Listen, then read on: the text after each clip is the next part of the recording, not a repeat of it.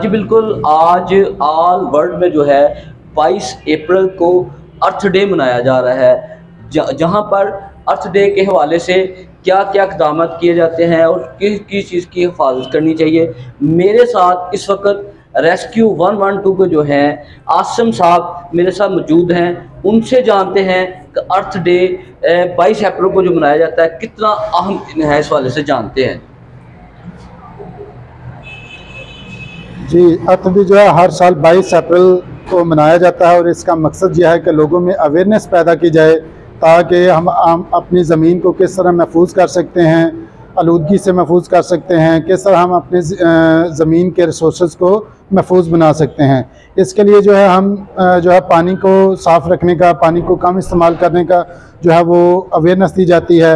हर गली मोहल्ले में जो है वो पौधे लगाने के बारे में अवेयरनेस दी जाती है। प्लास्टिक बैग्स ऐसी अशिया के जो कि माहौल को आलूदा बना रही हैं, उनके इस्तेमाल को कम से कम करने के लिए अवेयरनेस दी जाती है।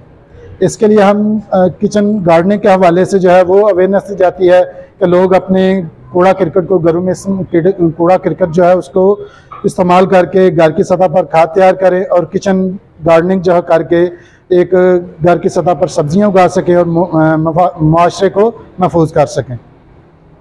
जी, जैसा कि आपने रेस्क्यू 112 के जो इंचार्ज हैं उनकी बात सुनी कि इस दिन जो एक तो साफ़ पानी को महफूज रखना चाहिए, दूसरी तरफ आलूदगी से बचने के लिए जो है घरों में पौधे लगाने चाहिए।